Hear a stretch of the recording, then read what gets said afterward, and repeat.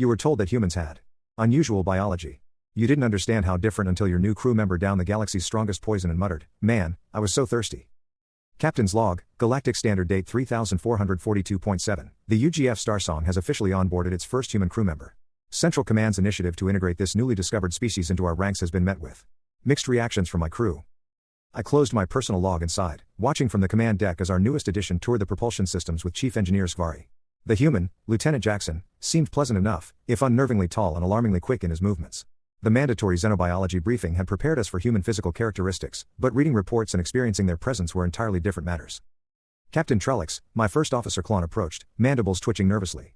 The human wishes to join the crew gathering in the recreation chamber after his shift. Should I make accommodations? What sort of accommodations?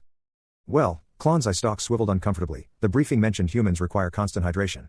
And their consumption preferences are concerning. I waved a dismissive appendage. They're omnivores, Klon. We've hosted Vrzilian carnivores before without incident. It's not their diet that concerns me, Captain. It's their recreational consumption of toxins. I had forgotten that detail from the briefing. Humans apparently deliberately ingested mild poisons for pleasure: alcohol, caffeine, capsaicin. Bizarre behavior, but harmless enough. Make sure the synthesizer has appropriate human refreshments programmed, I instructed. Otherwise, treat Lieutenant Jackson like any other crew member. Klon's chromatophores flashed with reluctant acknowledgement before he departed. Several hours later, I entered the recreation chamber to find most of my senior staff engaged in animated conversation with our new human. Jackson was gesturing enthusiastically, describing something called baseball while my officers watched with polite confusion. "Captain," he called, spotting me. "Join us." I was just explaining the cultural significance of the designated hitter rule. I settled onto a rest cushion, noting that Jackson had already established easy rapport with my crew. Perhaps Central Command's integration initiative would succeed after all. "Lieutenant, are you finding your accommodations satisfactory?" I asked. "Absolutely, though the gravity's a bit light. Great for jumping, though." He demonstrated with a small hop that sent him nearly a meter into the air, causing several of my more timid officers to skitter backward. "And the atmospheric mix? Bit oxygen-rich for my taste, but your synthesizer whipped up something to help with that." He gestured to a container of brown liquid. "Coffee. Not as good as the real thing, but it'll do." Klon leaned toward me. "The human has already consumed 3 servings of that stimulant," he whispered.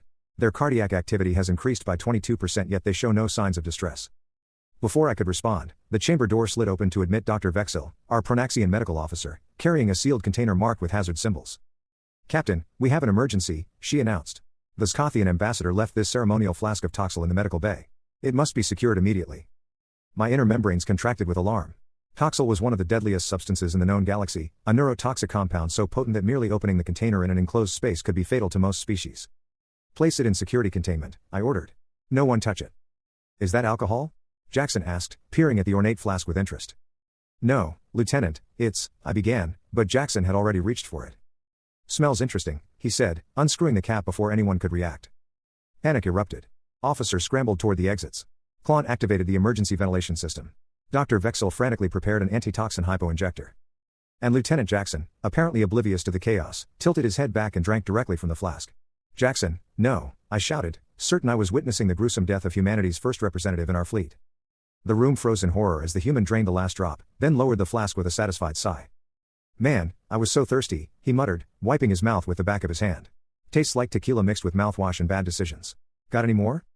Dr. Vexil's diagnostic scanner clattered to the floor. "Impossible," she whispered. "Your nervous system should be completely shut down." Jackson looked around at our stunned faces, realization dawning. "Wait, was that not for drinking?" "Lieutenant," I said carefully, "you just consumed enough Toxil to kill everyone on this deck. How do you feel?" He considered this, then shrugged. "Little tingly. Might give me heartburn later." Later, after confirming that Jackson was indeed suffering no ill effects beyond mild indigestion, I updated my log. Central Command's briefing severely understated human biological resilience. Their enzyme systems apparently neutralize compounds lethal to most sentient life. Further, they seem genuinely unaware of their extraordinary toxin resistance. Lieutenant Jackson apologized profusely for the misunderstanding, explaining he thought the Toxil was something called alien booze. I've ordered comprehensive testing of human biochemistry, with special attention to their digestive capabilities. In the meantime, all toxic substances aboard the Starsong have been relabeled with explicit warnings, not for human consumption, no matter how thirsty you are. On the positive side, Lieutenant Jackson has volunteered to serve as our hazardous materials handler. As he put it, might as well make my weird metabolism useful. I'm beginning to understand why Central Command was so eager to integrate humans into our crews.